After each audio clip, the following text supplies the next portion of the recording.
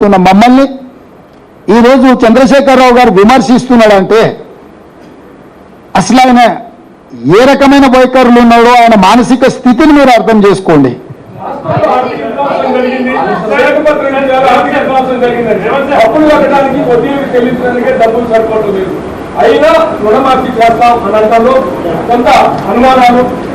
ఈరోజు నేను అధికారం చేపట్టి నాటి డిసెంబర్ 7 తారీఖు నాడు 7 లక్షల కోట్ల అప్పుతో బయలుదేరినాము.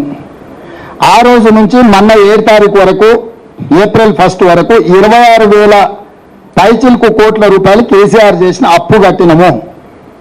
ఆర్థిక నియంత్రణ దుబారా తగ్గింపు ద్వారా పన్నులు రావాల్సిన వాటిని రాబట్టుకోవడం ద్వారా ఆర్థిక క్రమశిక్షణ, ఆ క్రమశిక్షణలో భాగంగానే ప్రభుత్వ ఉద్యోగులకు పెన్షన్దారులకు అవుట్సోర్సింగ్ కాంట్రాక్టు ప్రతి ఒక్కరికి 1 తారీఖు నాడు జీతాలు ఇస్తున్నాము. ఆర్థిక క్రమశిక్షణను పాటించడమే కాకుండా రాష్ట్రం యొక్క ఆదాయాన్ని పెంచుకోవడం ద్వారా రుణమాఫీ ఎట్లా చేయాలనో నా దగ్గర పకడ్బందీ ప్రణాళిక ఉంది. 15 ఆగస్టు ఎంతో దూరం లేదు. 2014లో 1,00,000 రుణమాఫీ చేస్తాను, 2019 వరకు చేయలేదు. 2018లో 1,00,000 రూపాయల రుణమాఫీ చేస్తాను, 2024 వరకు కూడా చంద్రశేఖరరావు చేయలేదు. చంద్రశేఖరరావు లాంటి చరిత్ర నాది కాదు. నేను ఇప్పుడు కూడా మీ ద్వారా స్పష్టంగా చెప్తున్నా, పెద్దమ్మ తల్లి సాక్షిగా 15 ఆగస్టు లోపల రైతు రుణమాఫీ చేసి తీరుతా.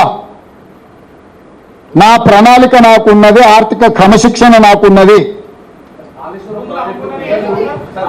అన్ని రకాల నిర్ణయాలు తీసుకుంటాము. ఆయన రాజేందర్ ఆర్థిక మంత్రి గుండా అన్ని తెగ నమ్మిండు. అమ్మినప్పుడే ఆయనే ఉన్నాడు కదా. ఇవాళ ఆయన ఏందో శిల్క పలుకులు వలుకుతున్నాడు.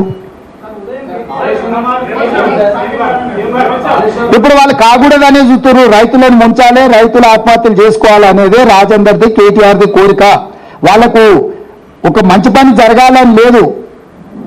పిల్లి శాపనార్థాలకు ఉట్టి దిగపడాలి అన్నట్టు వాళ్ళలాంటి ఎంతసేపు దోపిడీ చేసి దొంగతనాలు చేసి వాళ్ళ ఆస్తులు పెంచుకోవాలనుకుంటున్నారు. మేము దోపిడీ చేయకుంటుంటే ఆటోమేటిక్గా రుణమాఫీ జరుగుతా. నేను నమ్మకంగా చెప్తున్నా.